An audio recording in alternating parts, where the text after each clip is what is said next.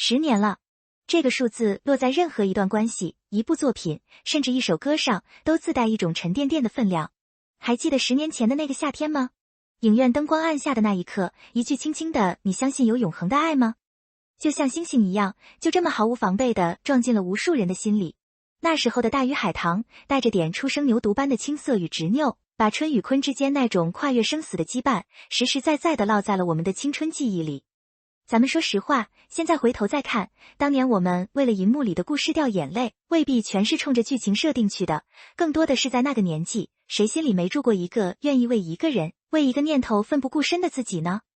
？10年后的今天，当周深的嗓音再次在耳机里响起来，那种感觉真的像被时光轻轻拍了一下肩膀。我们总以为时间会把一切冲淡，可有些声音和画面，偏偏就像深海里的暗流，表面平静，底下却一直在涌。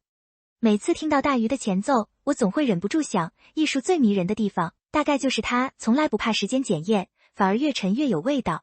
10年，足够让一个少年学会与现实妥协，也足够让一段旋律变成一把钥匙，随时能打开那扇叫从前的门。而这次10周年特别版的发布，恰恰证明了好的作品从来不会老去，它只是换了一种方式，继续陪着我们长大。这次10周年倒流版大鱼的 MV， 真的把倒流这2个字玩到了极致，而且玩得特别走心。你看那个开篇，土楼的灯笼不是慢慢亮起，而是从熄灭的状态一点点倒退回灯火通明，春奔跑的轨迹也被完全反转，一步步退回到海边，退回到他和鲲第一次相遇的那片浪花里。甚至连红色的海棠花瓣都从凋零的残破状态逆着重力重新聚拢绽放。这种视觉上的时间倒带，说实话，一开始看会觉得有点超现实，但看着看着，心里就会涌起一种难以名状的酸软。我们平时总被生活推着往前走，习惯了失去就是失去，错过就是错过，可这支 MV 偏偏用最温柔的方式告诉我们，如果时间可以倒流，那些意难平是不是就能被轻轻抚平？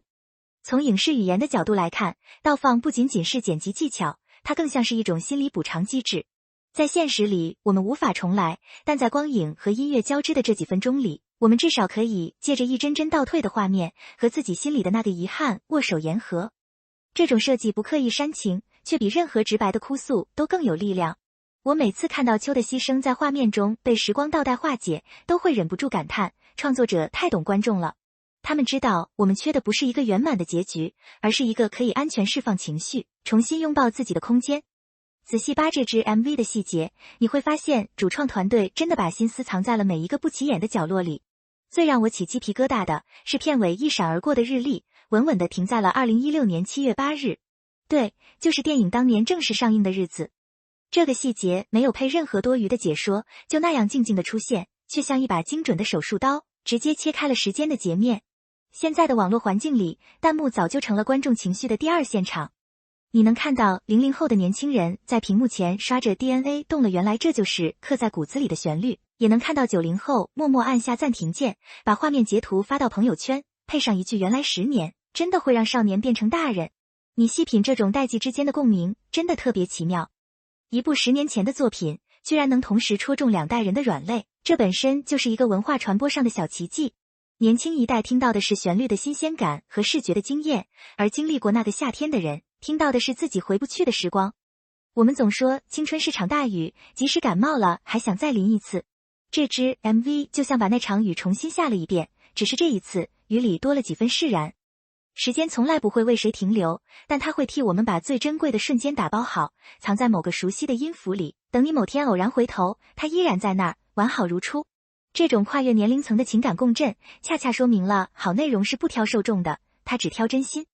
提到周深，就绕不开他那种仿佛能穿透灵魂的嗓音。这次他自己在采访里也坦白，说特意保留了10年前的唱腔处理，但情感里多了一层岁月沉淀下来的厚度。这话听起来简单，可真要做到，其实特别考验歌手的功底和心境。你听怕你飞远去，怕你离我而去那几句，10年前的他，声音里更多是一种纯粹的，带着点小心翼翼的守护感，而现在的他，同样的旋律唱出来，尾音里多了一丝历经千帆后的笃定和温柔。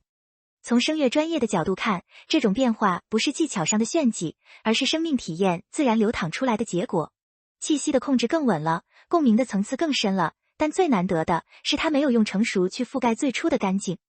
我每次听他唱歌，都会觉得他像是在用声音写日记，每一页都记着不同阶段的自己。最后那句倒流回最初相遇的尾音，他轻轻带出的那口气声，真的绝了。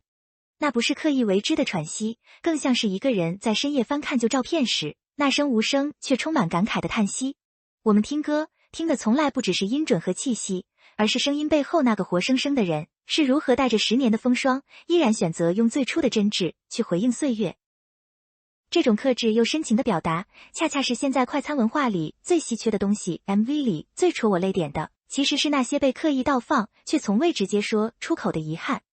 秋吹树叶的镜头被反转，原本飘落的叶子，仿佛在半空中被轻轻接住，灵婆的纺车开始逆转，丝线一点点退回原处，甚至连那句曾经让人心碎的我会化作人间的风雨，陪在你身边，也在倒流的叙事里，悄然变回了最初相遇时那句懵懂的你是谁。导演梁璇后来说，这个倒流的创意其实很大程度上来自观众10年来的2次创作。很多人早就用倒放的方式重新解读过剧情，这次官方索性把选择权交给了时间。说实话，听到这个幕后故事，我特别感动。在现在的影视工业里，官方愿意俯下身来倾听粉丝的脑洞，并且把它升华为作品的核心表达，这需要很大的魄力和诚意。时间倒流在物理学里是个伪命题，但在情感维度里，它却是人类最本能的渴望。我们总想，如果能回到某个节点，是不是就能改写结局？可这支 MV 高明就高明在，它没有给出一个廉价的大团圆，而是用倒流的画面告诉你，遗憾本身也是青春的一部分。秋的成全，春的执念，鲲的远行，正是因为没有完美，才显得真实可贵。这种对不完美的接纳，反而让作品有了更长久的生命力。艺术从来不是用来填补现实的窟窿，而是用来照亮现实里那些无法言说的角落。当你学会和遗憾共处，才算真正长大。10年光阴一晃而过，大鱼海棠的票房早就突破了5亿，各种联名周边、手办至今还在市面上热销。但从商业数据回到作品本身，真正让它能站住脚，被反复提起的，从来不是那些冷冰冰的数字，而是每一个观众在故事里照见了自己的影子。咱们得承认，看电影这件事，说到底看的是自己的人生。你在春身上看到的倔强，在秋身上看到的默默守护，在鲲身上看到的自由向往，其实都是我们自己内心的不同切面。如今在这支倒流的 MV 里，所有的遗憾似乎都获得了一次重新来过的幻觉。可我们都知道，现实里没有导带键，但音乐和画面给了我们一个安全的情感出口。每次重听大鱼，我都会想，经典之所以成为经典，就是因为它能跨越时间的维度，成为一代人的情感公约数。它不试图教你什么大道理，只是安静地坐在那里，陪你把那些没说出口的再见，没敢表达的喜欢，没来得及拥抱的遗憾，一点点梳理清楚。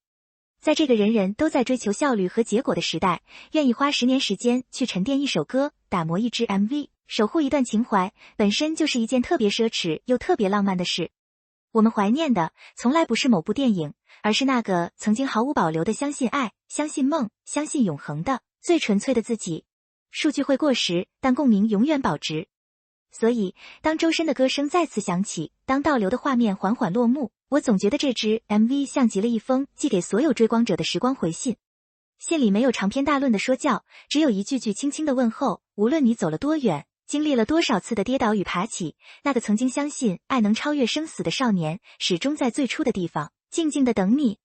这句话听起来有点文艺，但当你真正经历过生活的打磨，才会明白它的分量。青春不是用来怀念的标本，而是用来照亮前路的火把。